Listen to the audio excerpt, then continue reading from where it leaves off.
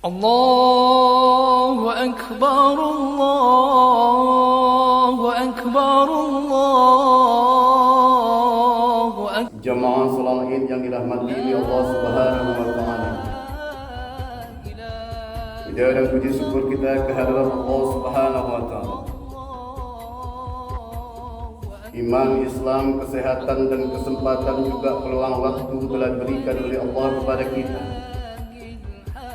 Sehingga pada pagi yang cerah ini kita dapat berkumpul di masjid yang kita cintai dalam rangka melaksanakan salat Id sebagai salah satu syiar yang diperintahkan oleh Allah kepada kita untuk melaksanakannya.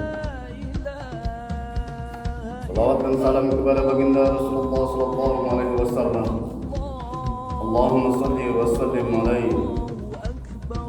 Semoga harapan kita semua syafaat beliau lah yang kita terima. Yauma la yanfa'u malun wala banun illa man atallaha biqalbin salim, atau pada hari kiamat kelak. Saya berwasiat kepada diri saya sendiri dan kepada kita semua. Marilah kita benar-benar meningkatkan takwa kita kepada Allah Subhanahu wa taala dengan mengerjakan segala bentuk perintah dan menjauhkan segala larangan. Semoga kita dikategorikan kepada orang-orang yang bertakwa. Jamaah salat Id yang dirahmati oleh Allah Subhanahu wa taala. Dalam khutbah yang singkat ini kita mengingatkan kembali kepada kita semua bahwasanya hidup ini adalah pengabdian. Mengabdi kepada Allah dengan sebenar-benarnya. Dan ada kalanya kita mengabdi kepada manusia dengan sebaik-baiknya. Wa ma khalaqtul jinna wal insa illa liya'budun. Tidaklah aku ciptakan jin dan manusia, kata Allah, melainkan untuk mengabdi kepadanya sendiri. Maka daripada itu, tugas dan tanggung jawab kita masing-masing individu adalah mengabdi kepada Allah sebagai Tuhannya. Iyyaka na'budu wa iyyaka nasta'in. Semata-mata kita menyembah kepada Allah dan semata-mata kita minta pertolongan kepada beliau. Orang yang baik dan orang yang bijaksana tidak akan pernah dia mensekutukan Allah dengan sesuatu apapun, dan tidak pernah dia mengharap pertolongan kepada siapapun melainkan kepada Allah Subhanahu wa taala. Kemuliaan seseorang itu terletak kepada dua perkara. Yang pertama adalah salatnya, yaitu salat di malam hari, yaitu sebagai pengabdian dia kepada Allah dan ketidakbutuhan dia kepada manusia. Artinya, jangan berharap kepada manusia, melainkan berharaplah kepada Sang Pencipta sebagai Khalik yang menciptakan kita semuanya sebagai makhluk. Sallu kama ra'aitumuni usalli, kata Rasulullah. Salatlah kamu sebagaimana aku salat. Rasulullah sallallahu alaihi wasallam hampir tidak pernah seumur hidupnya, kecuali ketika beliau dalam keadaan sakit atau musafir, untuk tidak melaksanakan sholat di masjid. Maka diperintahkan kepada kita semua, laksanakanlah sholat sesuai dengan apa yang diperintahkan oleh Rasulullah. Sholatlah di masjid. Tidak dibenarkan bagi orang-orang yang rumahnya dekat di masjid untuk melaksanakan sholat di rumah, melainkan di masjid. Ini artinya apa? Menunjukkan pengabdian kita sebetul-betulnya dan sebenar-benarnya terhadap Allah Subhanahu wa taala sebagai Tuhan yang kita akui, dan kita berserah diri mutlak kepada beliau sebagaimana sering kita utarakan di dalam sholat. Inna sholati wa nusuki wa mahyaya wa mamati lillahi rabbil alamin. Sesungguhnya sholatku, hidup ibadahku, hidupku dan matiku kita serahkan kepada Allah semata-mata. Takutlah kepada Allah, jangan takut kepada makhluk. Boleh kita takut kepada makhluk, tapi jangan sebesar takutnya kita kepada Allah. Usahakan kita takut kepada jangan kita takut kepada makhluk nomor dua. Karena setiap makhluk adalah ciptaan Tuhan. Jika kita patuh dan tunduk kepada Sang Khalik, maka Sang Khalik akan menghindarkan makhluk kepadanya. Makhluk tidak harus ditakuti, tapi makhluk harus kita diwaspadai. Apa namanya makhluk? Yang namanya makhluk selain dari Allah Subhanahu wa Ta'ala itu makhluk. Jika kamu wafat atau meninggal dalam keadaan takut kepada makhluk, maka wafatmu dalam keadaan sesat. Wafatlah kamu, meninggallah kamu, tapi dalam keadaan takut kepada Khalik, insya Allah surga akan terbentang luas untukmu. Tapi jika kamu takut dalam keadaan wafat kepada makhluk, maka ingat, matimu akan mati sesat. Berpegang teguhlah dengan keyakinan Allah lah yang mengatur segalanya yang ada di bumi ini. Allah lah Tuhan kita yang menciptakan kita. Kalau Dia berkehendak, pasti terjadi. Maka daripada itu, benar-benarlah kita mengabdikan diri kepada Allah Subhanahu wa Ta'ala. Nabi Ibrahim, Nabi Ismail, dan Siti Hajar, contoh suri teladan yang baik selaku seorang makhluk ciptaan Tuhan yang diangkat oleh Allah menjadi Rasul dan juga sebelumnya diangkat menjadi Nabi. Beliau adalah orang yang patuh dan tunduk kepada Khalik, sangat takut kepada Khalik, sehingga beliau digelar dengan Khalilullah. Dia mengabdikan dirinya semata-mata karena dia punya istri, tapi dia tidak melebihi cintanya selain cintanya nomor satu adalah Allah Subhanahu wa Ta'ala. Beliau juga berkorban apa saja yang diperintahkan oleh Allah kepadanya. Bahkan Allah memerintahkan untuk meninggalkan istri dan anak yang selama hari ini diinginkan, ditinggalkan di padang pasir, karena Allah yang memerintahkan. Beliau tunduk dan patuh, sehingga karena kepatuhan dan ketundukan beliau menjadi orang yang diingat sampai akhir. Demikian juga Ismail, seorang putra yang patuh dan tunduk kepada Allah, serta patuh dan tunduk kepada ayahnya, serta menghargai serta menghormati jasa-jasa ibunya. Sampai saat ini kita mengenal siapa itu Nabi Ismail. Semuanya berdasarkan karena kepatuhan dan ketundukan serta dekatnya beliau kepada Allah Subhanahu wa Ta'ala. Beliau rela berkorban meninggalkan istrinya. Beliau rela menyembelih anaknya. Beliau rela juga terbakar dirinya. Semuanya itu adalah karena awalnya perintah Allah untuk patuh dan tunduk kepadanya. Karena patuh dan tunduk kepadanya, sehingga dia menjadi orang-orang yang betul dekat.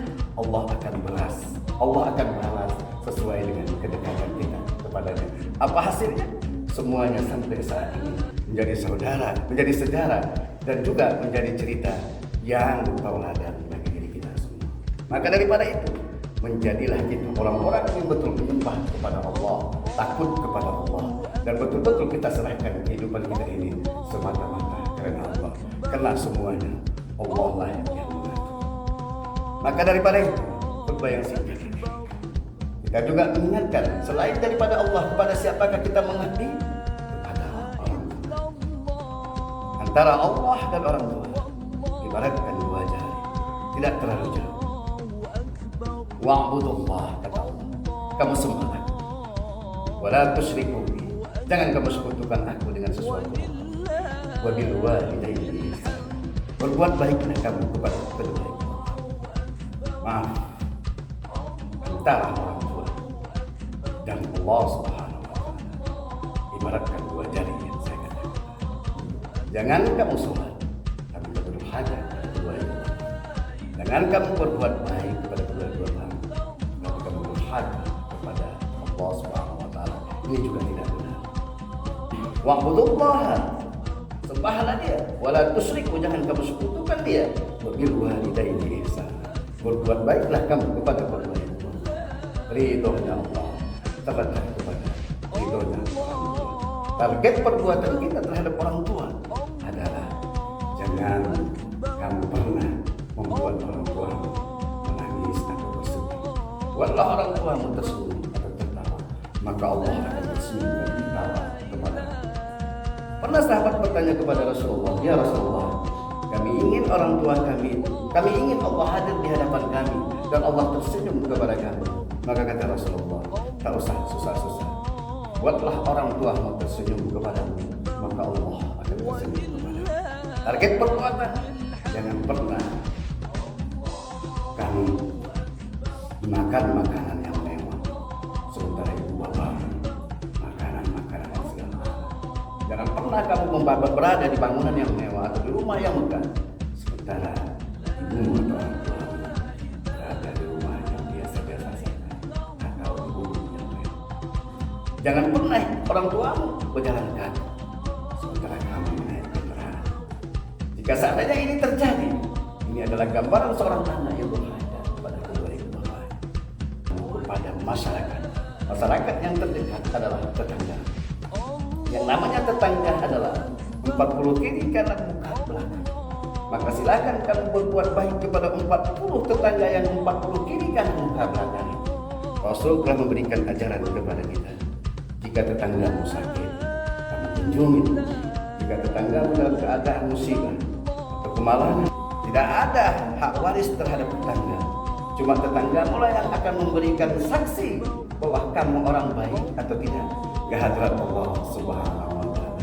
Saya ulang kembali beberapa bulan yang lalu saya sudah menyampaikan ini. Ketika seseorang meninggal dunia, ketika seseorang wafat, baru saja selesai menyelamatkan, Bilal atau imamnya bertanya, apakah jenazah ini baik? Maka diperintahkan untuk menjawab baik. Pertanyaannya benar baik. Siapakah yang mengatakan baik itu? Yang mengatakan baik itu adalah tetanggamu, bukan orang lain. Maka daripada itu, hari ini kita diperintahkan oleh Allah Subhanahu wa taala untuk berbuat baik kepada masyarakat atau orang-orang yang ada di sekitar kita, terutama sekali adalah fakir, miskin, anak-anak yatim dan yang lainnya. Dengan cara apa kita berbuat baik pada hari ini? Dengan melaksanakan ibadah kurban, dan kita antarkan kurban itu kepada orang-orang yang membutuhkan. Pada hari ini kita wajib untuk makan.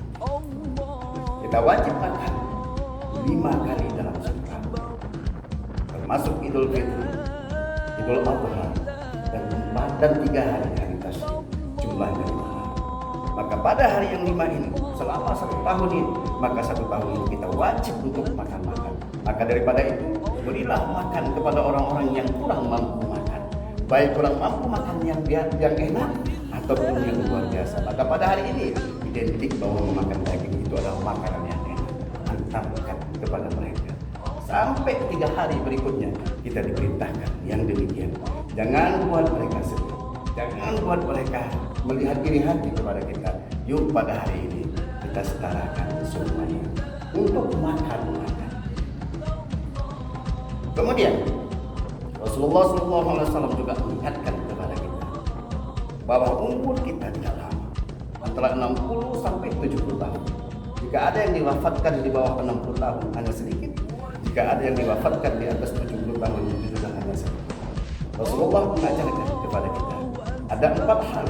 Yang pertama, istiqomalah kepada Tuhanmu dan kamu akulah bahwa Tuhanmu itu adalah Tuhan yang tidak ada Tuhan yang kita sembah melainkan kepadanya. Dan kemudian kita istighfar mohon ampun kepadanya atas segala dosa yang kita lakukan, dan kita zikirkan kalimat la ilaha illallah itu sampai akhir hayat kita. Allah pastikan kita akan ditempatkan ke dalam surga. Orang-orang yang berzikir dengan berzikir la ilaha illallah ketika wafatnya tidak akan sunyi, ketika berada di alam kubur tidak akan sunyi, ketika kita berada nanti pada hari akhirat juga tidak akan sunyi. Tapi itu belum cukup dengan zikir-zikir sampai kita mampu berbuat baik kepada manusia. Kemudian sejarah demi sejarah, bukan saja Nabi Ibrahim, bukan saja Nabi Ismail, bukan saja Siti Hajar, Nabi Muhammad SAW telah diperingatkan oleh Allah juga untuk mengejar atau menyampaikan suatu kebaikan kepada setiap manusia yang ada di sekitarnya. Dalam menyampaikan satu kebaikan, dalam berbuat satu kebaikan tidaklah mudah, penuh dengan ujian dan cobaan. Nabi Muhammad SAW memperoleh ujian dan cobaan kepada beliau, bahkan kepada kita. Kita juga insya Allah jika mendekatkan diri kepada Allah Subhanahu wa taala, jangan berburuk sangka kepada Allah jika kita mendapat ujian dan cobaan. Apabila kita mendapat ujian dan cobaan, dekatkan diri kita, bahkan semakin didekatkan, bukan dijauhkan diri kita kepada Allah Subhanahu wa taala. Demikian juga Nabi Ibrahim, Nabi Ismail, Siti Hajar, bahkan Nabi Muhammad SAW serta demikianlah berbayang singkat ini. Semoga bermanfaat untuk saya pribadi dan untuk kita semua. Fa'tabiru ya ulil albab. Aqulu qouli hadza fastaghfiruhu innahu huwal ghafurur rahim.